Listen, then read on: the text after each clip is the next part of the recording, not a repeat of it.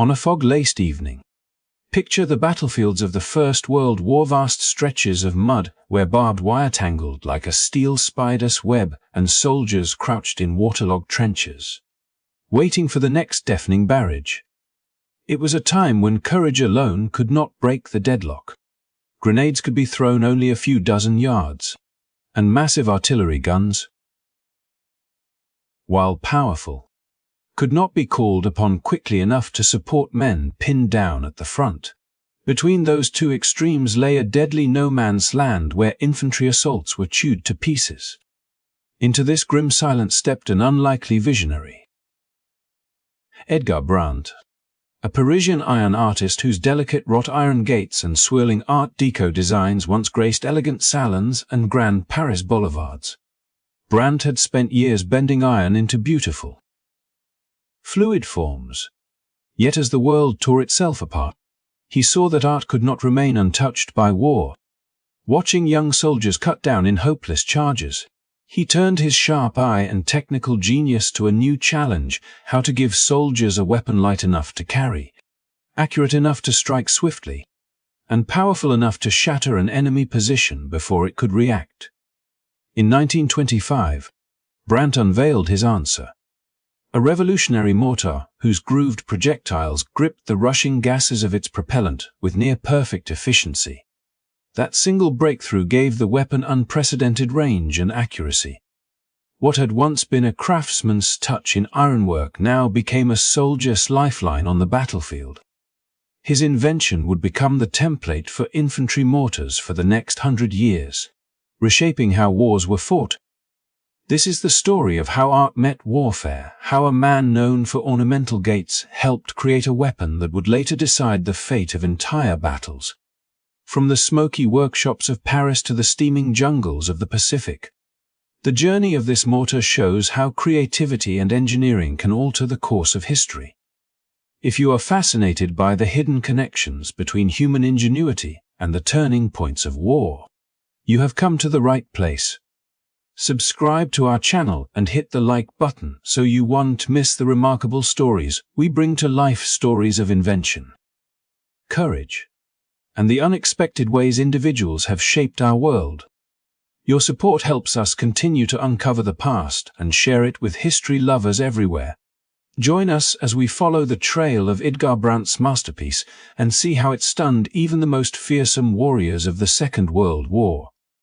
By the late 1930s, as the world edged closer to another global conflict, the United States found itself staring at a tactical problem that echoed the grim lessons of the First World War.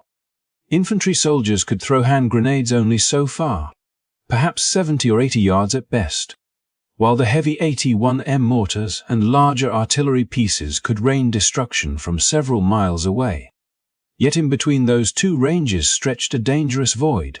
It was in that gap where enemy troops could gather in safety, set up machine gun nests, or prepare for sudden assaults with little fear of immediate reprisal. Commanders recognized that this was not just a gap in firepower. It was a fatal weakness, one that could be exploited at any moment to disastrous effect. They needed something small enough to be carried into the field by ordinary soldiers, quick enough to fire without complex preparation, and powerful enough to disrupt enemy advances before they could gain momentum. It was in this moment of vulnerability that Edgar Brandt's invention came into sharp focus for American military planners. His elegant design, born years earlier in a Parisian workshop, had traveled quietly across borders, gathering interest among engineers who saw beyond its artistic origins. By 1938, with tensions rising in Europe and Japan tightening its grip across Asia, the U.S. War Department decided to act. They imported a handful of Brandt's mortars for evaluation, determined to see if this foreign innovation could fill the void that haunted their tactical doctrine. What they discovered impressed them deeply. The weapon's simplicity stood out: no elaborate mechanisms, no fragile parts that might fail in mud or rain. A soldier could carry its three main components: the smooth steel barrel, the sturdy bard, and the compact baseplate on his back, assemble it in moments, and fire with devastating effect. The potential was undeniable. Yet America's challenge was not simply to adopt the design but to adapt it. France had produced Brandt mortars with a craftsman's precision, carefully engineered in smaller batches. The United States needed a weapon that could be built in the tens of thousands. A tool of war that could roll off assembly lines with the same relentless rhythm as automobiles or refrigerators. Engineers at Watervliet Arsenal, the oldest active armory in the nation, took the French blueprints and began the meticulous process of translation. Every thread measurement was converted to American standards. Every curve analyzed for manufacturability. Every part redesigned so it could be stamped, cast, or welded by workers who only months earlier might have been turning out consumer goods. When the transformation was complete, the weapon was no longer a French curiosity but an American instrument of war. Designated the 60mm mortar, it represented not just a clever invention but an industrial philosophy. Weapons must be effective, yes, but they must also be simple to build, easy to repair, and rugged enough to endure the punishment of combat. This philosophy reflected the broader shift that was taking place in American industry as the nation prepared, reluctantly but inevitably, for a world at war. Factories that had once made household items were being retooled to produce armaments, and the M2 mortar was perfectly suited to this new reality. The result was remarkable. Unlike heavy artillery, which required teams of men, tractors, and elaborate logistics, the M2 could be carried by just a few soldiers across swamps, jungles, and mountains. Its fixed firing pin eliminated the need for a trigger mechanism, meaning a round could be fired the instant it was dropped into the tube. The simplicity of the process meant fewer breakdowns and faster response times in the heat of battle. A trained crew could fire a steady stream of shells, adjusting angles and range in seconds, bringing lethal fire exactly where it was needed. For commanders on the ground, this was nothing short of revolutionary. No longer did they have to wait on distant artillery batteries or risk exposing their men while calling for support. With the M2, they had firepower at their fingertips, a kind of portable artillery they could trust to deliver results immediately. As the weapon began to spread through the ranks, soldiers came to see it not as just another piece of equipment but as a lifeline. In the dense jungles of the Pacific and the rocky hills of Europe, where enemies could appear suddenly and overwhelm defenses, the M2 gave American troops the ability to hit back instantly. It bridged the deadly gap between grenades and artillery, closing off the very space where countless men had fallen in earlier wars. More than that, it offered a psychological reassurance. Knowing that their unit carried this weapon meant soldiers could hold ground with greater confidence, assured that they were no longer helpless against sudden concentrations of enemy force. The decision to standardize the M2 mortar in the late 1930s was therefore far more than an act of procurement. It was a recognition that the nature of modern warfare had changed. Battles would no longer be won solely by mass formations charging across open fields or by colossal artillery pieces thundering from miles away. Victory would hinge on flexibility, speed, and the ability of small groups of soldiers to adapt to rapidly shifting situations. The M2 mortar embodied all these qualities. It was the tool that transformed Edgar Brandt's elegant vision into a practical battlefield solution, tailored to the needs of an army about to face the most demanding conflict in human history. As America braced for the storms of the Second World War, the mortar stood ready. It was small enough to be carried anywhere, yet powerful enough to alter the balance of a fight in minutes. It gave company commanders what they had long dreamed of: immediate access to firepower that could shape the battlefield, disrupt enemy plans, and protect their men.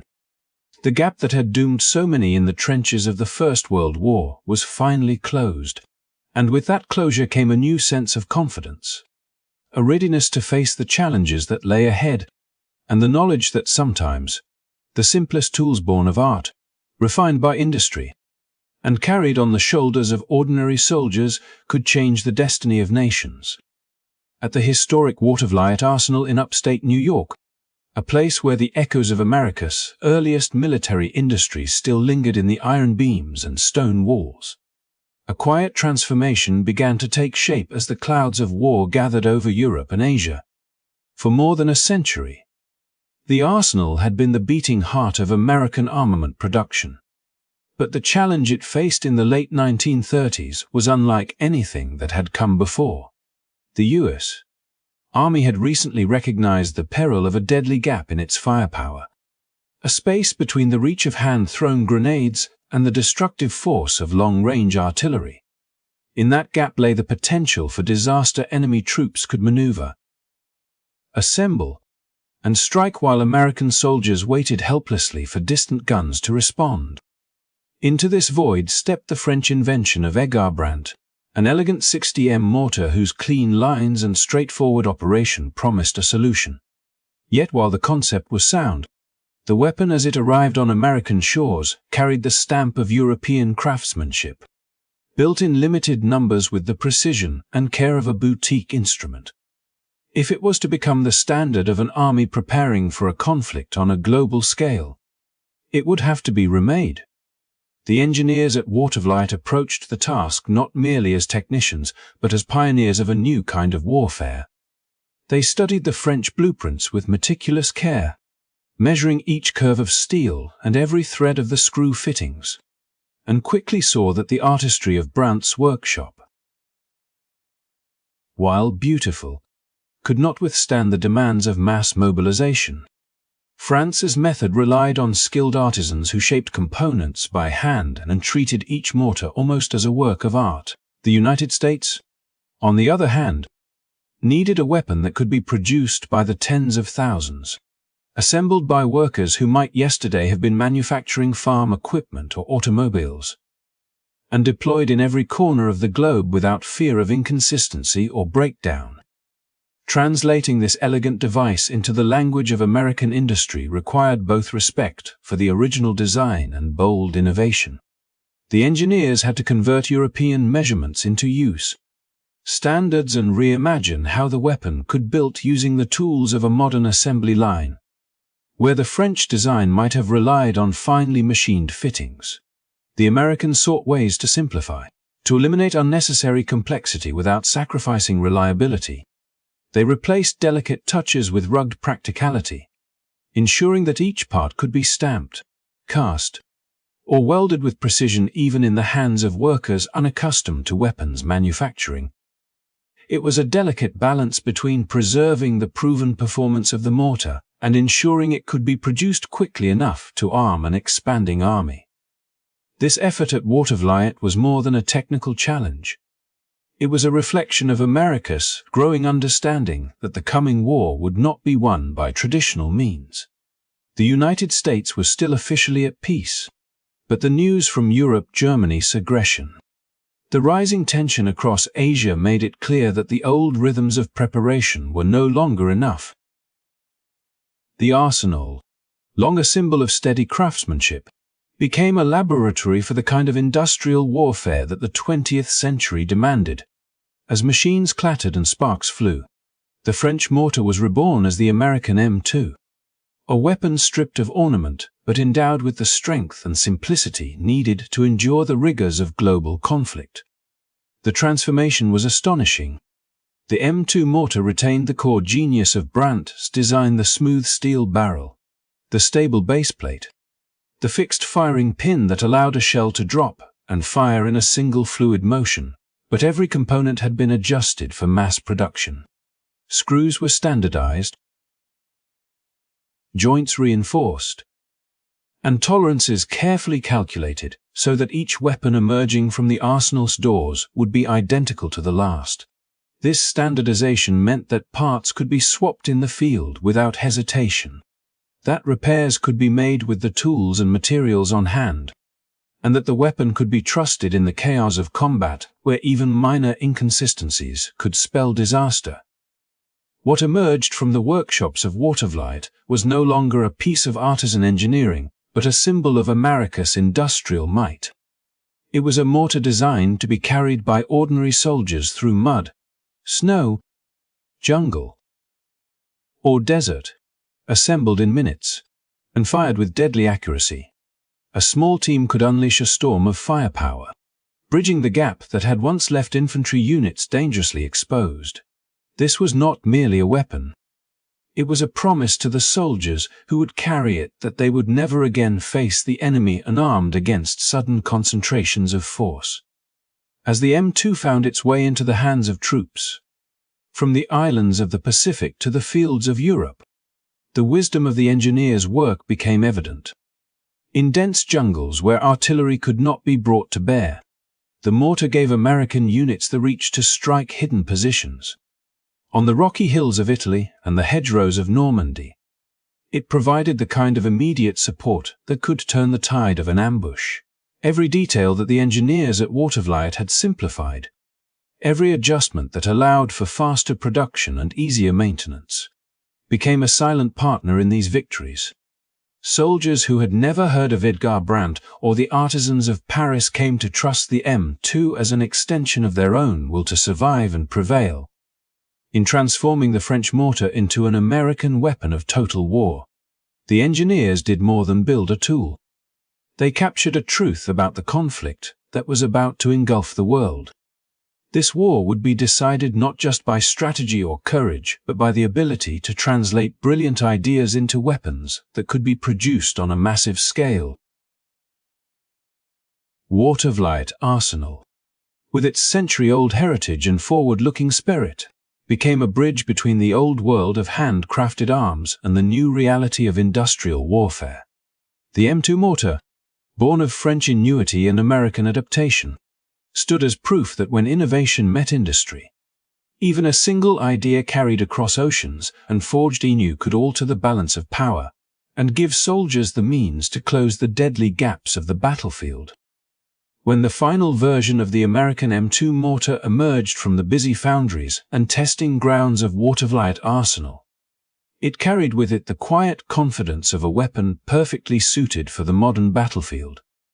What had begun as the inspired vision of a French iron artist and passed through the crucible of American industrial reinvention now stood ready to serve as the infantry's most reliable companion. At first glance, the M2 seemed almost deceptively simple. A sleek 42-pound device with none of the imposing presence of a heavy artillery gun. Yet that very simplicity was its greatest strength. Soldiers who first trained with it were often struck by how naturally the weapon fit into their rhythm, how quickly its operation became second nature. The mortar consisted of only 3 essential parts: the smoothbore barrel that channeled the explosive power of each round, the bipod that steadied the weapon and allowed precise adjustments in elevation and direction, and the broad baseplate that anchored the entire assembly into the earth. This triad of components came together with a mechanical elegance that belied the devastation it could unleash. At the heart of its design lay a fixed firing pin, a small but critical innovation that made the M2 a marvel of efficiency. Instead of requiring a complex trigger mechanism or the careful timing of a crew, the mortar allowed the gunner to simply drop a shell down the barrel. Gravity carried the round until its primer struck the pin, igniting the propellant in a clean and immediate burst of energy. In that instant, the round leapt skyward in a graceful arc, its path as predictable as the pull of the moon on the tide. The crew could remain focused on adjusting aim and maintaining a steady rhythm, rather than worrying about mechanical failures or delays. In the controlled environment of training fields, this system already impressed with its speed. An experienced team could send as many as 18 rounds into the sky in a single minute, each one landing with remarkable accuracy hundreds of yards away. But in the chaos of battle, where survival demanded nothing less than relentless fire, the M2 revealed its full potential. Crews who had drilled for months found themselves able to double, even quintuple, that rate of fire when the stakes were highest, sending a storm of nearly 100 shells per minute in moments of desperate defense. These were not isolated bursts but sustained barrages that could shatter enemy advances before they even came into view. For the soldiers who carried it, this weapon was more than a piece of equipment. It was a lifeline, a reassurance that no matter how close the enemy crept or how sudden the attack, they could answer with a wall of steel and fire. On the night-black ridges of the Pacific Islands, when Japanese forces charged through the jungle under cover of darkness, the M2's ability to unleash such rapid fire transformed the battlefield. Mortar teams worked in near silence save for the steady thump of each round leaving the tube, a sound that became as familiar and comforting to American infantrymen as the crack of their own rifles.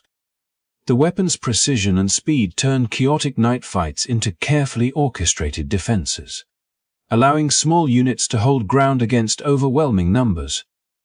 The genius of the M2 lay not only in its firing mechanism, but in how seamlessly it fit into the larger story of wartime innovation. From Edgar Brandt's artistic workshop to the bustling production lines of Waterflight, each stage of its evolution had preserved the original vision while adapting it to the harsh realities of global conflict. Brandt's concept of a lightweight yet powerful infantry mortar had met the American engineers' commitment to mass production, and the result was a weapon that married elegance and practicality. The simple three-part design meant that even in the mud of the Solomons or the freezing winds of Europe, soldiers could disassemble, clean, and reassemble the mortar in minutes, often in the dark and under fire. If a component was damaged, standardized parts could be swapped without hesitation, ensuring the weapon was rarely out of action. As the war spread across continents, the M2 became a quiet but decisive force in battles both large and small.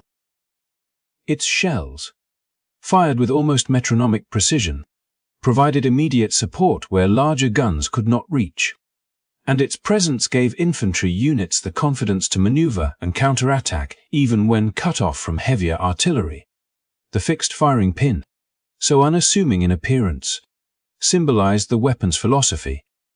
A single, reliable mechanism that turned human effort into a continuous, unbroken chain of fire. The mortar teams who manned it came to trust that each round they dropped would fly true, that each carefully calculated angle would deliver exactly the destruction required to break an assault or clear a hidden machine gun nest. In time, the M2 would become a legend not through grand displays or technological spectacle, but through the quiet certainty it offered to the men who depended on it.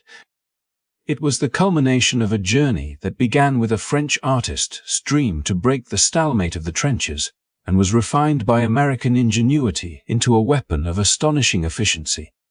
On battlefields from Golcanal to the hills of Italy and the forests of France, its deep, resonant thump marked the heartbeat of infantry resistance. Those who heard it knew that the deadly gap between grenade and artillery had been closed once and for all, and that in the desperate moments when everything hung in the balance, this 42-pound marvel could unleash a storm of fire that would decide the outcome of the fight. The men who carried the 60mm M2 mortar quickly discovered that its true power lay not only in the speed of its firing or the clever simplicity of its three-part design, but in the astonishing variety of ammunition it could hurl across the battlefield.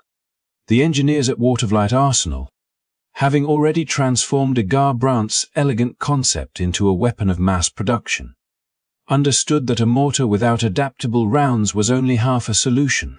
To meet the unpredictable demands of modern combat, they gave the M2 an arsenal of its own, each shell a different answer to the chaos of war, each with a distinct role in the deadly conversation between attack and defense. High explosive rounds formed the backbone of this repertoire, the familiar steel-cased bombs that turned the mortar into a devastating rainmaker, packed with carefully measured charges and fitted with impact or time delay fuses. These shells were the blunt language of destruction, capable of tearing through enemy positions, collapsing hastily built defenses, and shredding formations that dared to cross open ground. Soldiers who had once felt naked when facing an entrenched foe came to rely on the sharp concussion of these rounds, their craters marking both a warning and a promise. No enemy could gather unchallenged when the M2 spoke in its harsh, earth-shaking voice. Yet the genius of the M2 was that it could be far more than a mere engine of destruction. In the blackest nights of the Pacific, where jungle canopies blotted out even the faintest starlight and Japanese forces were known to attack in sudden, frenzied charges, the mortar's role as an illuminator often meant the difference between life and annihilation. The illuminating flare's long, slender tubes of magnesium and parachute silk rose skyward, with a soft hiss before bursting into an almost ghostly brilliance. Suspended by their tiny parachutes, they floated gently back to Earth, bathing the terrain in a cold white light that turned night into an eerie, shadow-streaked day. Under that artificial moon, enemy movement lost the cloak of darkness. Marines could see the shimmer of bayonets, the ripple of advancing lines, the subtle motion of leaves disturbed by stealthy feet. For the defenders of places like Henderson Field on Guadalcanal, these flares were more than tools. They were lifelines. Without them, the jungle remained a black wall of unknown terror. With them, it became a stage on which the next act of battle could be read clearly and answered with disciplined fire. There was, too, a round whose effect was as psychological as it was physical. The white phosphorus shell. When fired, it did not merely explode. It blossomed into a sudden, blinding cloud of thick, acrid smoke that hung in the air like a curtain. To the soldiers of the M2 crews, these rounds were invaluable for concealing movements or breaking the enemy's line of sight. A single burst could obscure an entire platoon's repositioning, mask a retreat that saved lives, or create the perfect cover for an ambush. But the smoke did more than hide. Its roiling mass disoriented the enemy, sowing confusion and fear in a matter of seconds. In the split-second chaos that followed a phosphorus burst, American troops could shift from defense to attack, turning the rhythm of a battle in their favor before the opponent even understood what had happened. This versatile arsenal gave the M2 mortar an adaptability unmatched by other infantry weapons of its day. A single crew could switch from launching a curtain of light to shrouding a hillside in smoke, then pivot to deliver a crushing high-explosive barrage, all without changing weapons or waiting for heavier artillery support. It was as if the M2 had been designed not just as a weapon, but as a complete toolkit for controlling the battlefield. Infantry squads armed with it no longer fought as mere foot soldiers dependent on distant big guns. They became masters of their immediate environment, able to shape the fight minute by minute. The mortar's ammunition became part of the soldier's language of survival. A flare fired into the night was both a warning and a signal. Danger near. Prepare to fire. A sudden plume of white smoke announced movement or misdirection, giving comrades the cover to flank or withdraw. The sharp crack and earth-shaking impact of high-explosive shells became the punctuation marks in the story of every skirmish. These were not abstract technologies. They were tangible extensions of the soldiers themselves, tools they trusted as completely as their own instincts. From the original spark of Edgar Brandt's artistry to the industrious reimagining at Watervliet and the mechanical precision of the three-part M2, the mortar's evolution had been a testament to the fusion of creativity and necessity. But it was in the variety of its ammunition that the weapon truly fulfilled its destiny. The engineers who had sought to close the deadly gap between grenades and artillery had gone further than they perhaps even intended. They had given the infantry the means to create light when darkness threatened, to hide when exposure meant death, and to strike with a fury that no advancing enemy could withstand. On countless battlefields, from the humid jungles of the Pacific to the cold hedgerows of Normandy, the men who served these mortars knew that their weapon was more than steel and explosives. It was a promise that they would not be left blind in the night, that their movements could be shielded when the enemy pressed too close, and that their counterattack would carry the force of a sudden storm.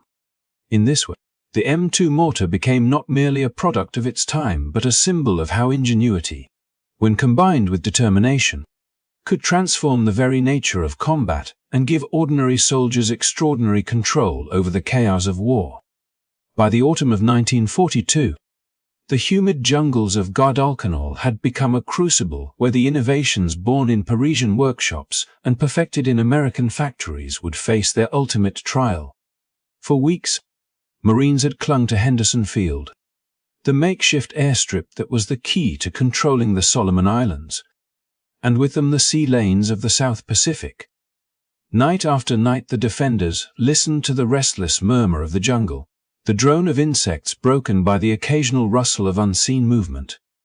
They knew the Japanese forces gathering in the darkness were preparing for a final, all-or-nothing assault, and that the outcome of the entire campaign might be decided before dawn. The air was heavy with the scent of rain-soaked earth and the faint metallic tang of anticipation. And every man along the perimeter tightened his grip on rifle or mortar tube as he waited for the inevitable roar of the enemy's charge. When the assault came, it was as sudden and ferocious as the Marines had feared. From the black wall of vegetation erupted a cry, an eerie, unified roar that sent a chill through even the most battle-hardened men. The Japanese banzai charge surged forward like a living wave, bayonets glinting in the scant moonlight, the ground trembling under the pounding of hundreds of boots. Machine gunners opened fire and tracers streaked red across the darkness. But the enemy kept coming, driven by a belief that sheer will and speed could overrun the American lines. In those first moments the night itself seemed an ally to the attackers, concealing their numbers and the direction of their rush. Then, with the calm precision of men who had drilled for this very moment, the Marine mortar crews reached for their secret weapon. Hands work by touch alone, sliding the long slender M83 illumination rounds into the cool steel barrels of the 60mm2 mortars. A muffled thump broke the night as the first round leapt skyward, and seconds later the jungle canopy erupted in sudden,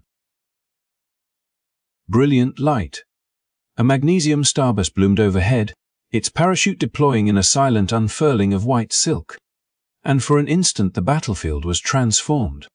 Shadows that had been impenetrable only moments before dissolved in a cold, spectral glow. And the charging soldiers who had trusted darkness to shield them now found themselves starkly revealed, every movement etched against the ghostly brilliance. The Marines did not waste a heartbeat. Even as the first flare drifted downward, more mortars were dropping shells into their tubes with a steady, unbroken rhythm. Each round struck the fixed firing pin and roared skyward before arcing toward the illuminated ground where the attackers swarmed. High explosive shells landed in the midst of the charge with concussive force, throwing earthen men into the air. The enemy, whose doctrine prized the shock of sudden massed assault, now found their formation broken and their momentum shattered. The very light that was meant to guide their charge instead became a spotlight marking them for destruction. Mortar crews, their faces lit by the eerie glow, worked with almost mechanical precision. The weapon's simple three-part design, the very feature that American engineers at wwii had so carefully refined, allowed a tempo of fire that no opposing force could match. Shell after shell fell with metronomic certainty, the deep thump of each launch blending into a single, relentless rhythm. In normal conditions the M2 could fire 18 rounds a minute. In the desperate necessity of this night, the crews pushed themselves far beyond that limit, creating a storm of steel and fire that no warrior's courage could withstand. The battlefield, once hidden under a cloak of darkness, now lay exposed in the cold glare of the descending flares.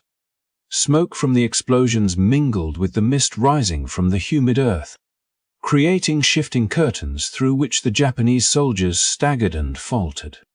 Some tried to regroup, others to retreat, but every movement was visible, every silhouette outlined against the unnatural light.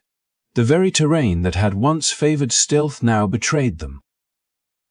The Marines, steady and unyielding, coordinated their fire with riflemen and machine gunners who took advantage of the sudden clarity to pick off targets with deadly efficiency. When the echoes of the last explosions faded and the first pale hints of dawn touched the horizon, the scale of the defeat became clear. More than 1,500 Japanese soldiers lay scattered across the jungle floor, their bold charge repelled at staggering cost. American losses were minimal, a fraction of what had been feared, and the defenders of Henderson Field still held their precious airstrip, the M2 mortar, whose journey had begun with the imagination of a French iron artist and the meticulous adaptation of American engineers, had proven its worth beyond question. The very features that had seemed almost humble in design, the fixed firing pin, the simple construction, the variety of ammunition that included the blinding illumination of the M83, had combined to create a weapon that could turn the tide of battle when it mattered most. In that single night, the M2 mortar demonstrated how the marriage of ingenuity and industry could outmatch even the most fearless charge. The Japanese warriors had advanced with a belief in the overwhelming force of courage and shock. But they faced a foe who had mastered the science of controlled, concentrated fire. The illuminating flares not only lit the battlefield, they symbolized the clarity of purpose that modern warfare demanded, where preparation and adaptability proved stronger than sheer determination. The defense of Henderson Field was not merely a tactical victory, but a defining moment in the larger war, showing that the careful blending of innovation and discipline could hold back even the fiercest storm and shape the outcome of a conflict that spanned the world. The transformation of America's battlefield tactics had already been set in motion at wwii Arsenal, where the painstaking artistry of French mortar design was reshaped for the relentless demands of industrial warfare. What emerged was the 42-pound mortar, a weapon whose simple three-part system and fixed firing pin allowed soldiers to sustain an almost unthinkable rate of fire, 18 carefully aimed rounds a minute during standard operations, and, when pressed to the very edge of survival, bursts that approached 100 shells in the time it took for an anxious breath. This remarkable efficiency was not just a feat of engineering, but the product of a nation determined to transform the concept of war from scattered skirmishes into a coordinated storm of firepower. The M2's very design reflected a philosophy of calculated dominance. It could be broken down, transported, and reassembled with such speed and certainty that small infantry teams could carry the weight of artillery without the delay of massive gun crews or the vulnerability of slow-moving batteries.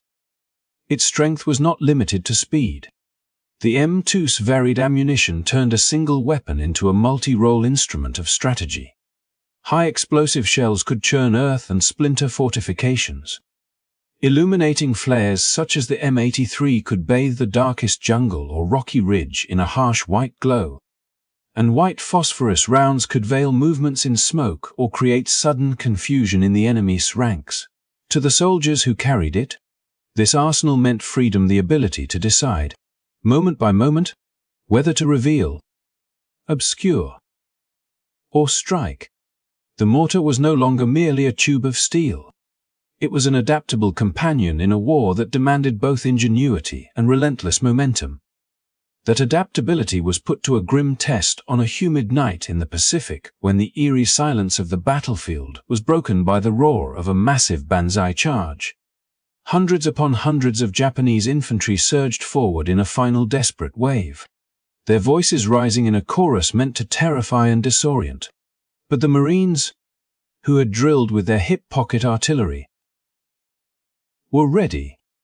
At the first glimmer of movement in the darkness, they sent M83 illumination rounds arcing skyward.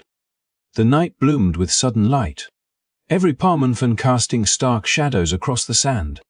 And in that instant the charging force was laid bare. What had been an unseen tide of motion became a clearly marked target. The M2 crews responded with a precision born of discipline and an almost mechanical rhythm. Mortar tubes thumped in rapid succession, each discharge a carefully measured answer to the chaos before them. the air filled with the howl and whistle of descending shells, and the earth trembled as high explosive rounds erupted across the beachhead. The Japanese formation, once a single roaring mass, fragmented under the relentless rain of steel and fire.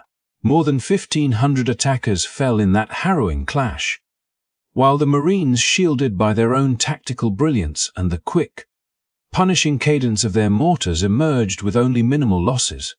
It was not merely a defensive victory. It was a demonstration of how modern warfare, driven by speed, coordination, and technology, could break the will of even the most determined assault. This encounter revealed more than a tactical edge. It marked the triumph of a new military doctrine, one that prized the decentralized flexibility of small units able to unleash devastating firepower without waiting for higher command. The Americans called it hip pocket artillery, a term that captured both the accessibility and the immediacy of the weapon. Where once only heavy, centralized artillery could deliver such destructive force, now small infantry teams could call upon it as naturally as they might draw a sidearm.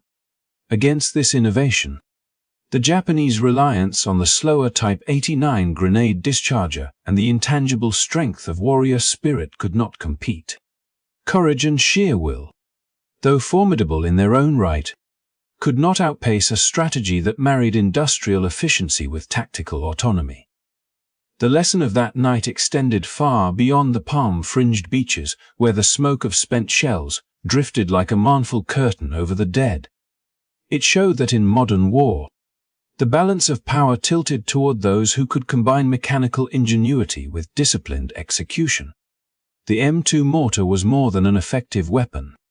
It was the embodiment of a philosophy that valued adaptability and coordination over brute force or ritualized bravery. Every round fired was not just an act of defense but a signal of how war itself had evolved. In the crucible of the Pacific, where the roar of banzai charges once promised to overwhelm, it was the quiet, methodical precision of American hip-pocket artillery that proved decisive, reshaping the very meaning of battlefield courage and forever altering the way nations would fight and survive. The legacy of the M2 mortar did not end with the final shots of the Second World War. Its story continued across decades and continents, a testament to the power of human ingenuity and the relentless march of technology.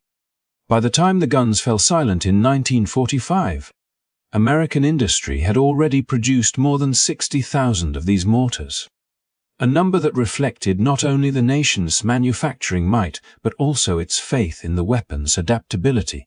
From the bitter cold hills of Korea to the dense and humid jungles of Vietnam, the same simple three-part design refined in the crucible of the Pacific campaigns continued to serve with the same deadly efficiency. It was carried not as an artifact of an earlier conflict, but as a living example of how carefully planned innovation could remain relevant long after the war that first demanded it. Each new battlefield proved the principle again and again. In Korea, where icy winds howled over frozen ridgelines and sudden offensives threatened to break fragile defensive lines, the M2 provided soldiers with the kind of instant fire support that no other weapon could match. Its familiar thump echoed across snow-covered valleys, a sound both reassuring to the men who depended on it and ominous to those who faced its reach. In Vietnam, where dense foliage and sudden ambushes defined the rhythm of war, the M2 once again showed why it had earned the nickname hip-pocket artillery. Quick to assemble, devastating in effect, it allowed small units to call upon the firepower of an entire artillery battery without delay. Whether in the choking heat of a jungle clearing or on a muddy hilltop pounded by monsoon rains, the mortar reminded friend and foe alike that firepower and organization could be more decisive than sheer numbers or heroic charges. This enduring presence underscored a larger truth about the evolution of modern warfare. The M2 mortar was more than a weapon. It was a symbol of the shift from the romantic ideals of individual bravery toward a new reality in which technology, planning, and the capacity to produce and coordinate on a vast scale would determine the outcome of battles and even the fate of nations. Traditional notions of martial honor, while never without meaning, could not stand unaltered in the face of such industrial and tactical transformation. What mattered most was not the courage of a single soldier rushing forward, but the collective discipline of many soldiers working together, supported by machines that amplified their reach and multiplied their strength. This lesson, forged in the fires of 20th century conflict, remains as relevant today as it was when the first mortars rolled off the assembly lines. It reminds us that progress is rarely accidental. It is the result of vision, experimentation, and the willingness to challenge old assumptions. The engineers at wwii Arsenal did not simply copy a foreign design, they reimagined it for mass production. In doing, gave their nation a strategic edge that would echo through decades of military history. From the desperate nights when M83 illumination rounds turned darkness into daylight to the chilling calm that followed each barrage, the M2 shaped not only the tactics of battle but also the philosophy of how wars could be fought and won. And so, as we look back across these stories, from the thundering Pacific beaches to the frozen Korean hills and the steamy Vietnamese jungles, we are left with a deeper understanding of how innovation and organization can redefine power itself. The M2 mortar is more than a chapter in a history book. It is a reminder that human creativity, when matched with purpose and discipline, can transform even the darkest moments into lessons for the future. It stands as proof that technological and organizational breakthroughs can decisively outmatch traditional ideals of warfare, shaping the course of nations and the destiny of generations. Thank you for joining me in exploring this remarkable journey of invention, strategy, and the people whose work changed the nature of combat. If you enjoyed this story and want to uncover more hidden chapters of history, please take a moment to like this video, subscribe to the channel, and share it with others who love to discover the past. Your support helps keep these stories alive and ensures that the lessons of history continue to inspire and inform us all.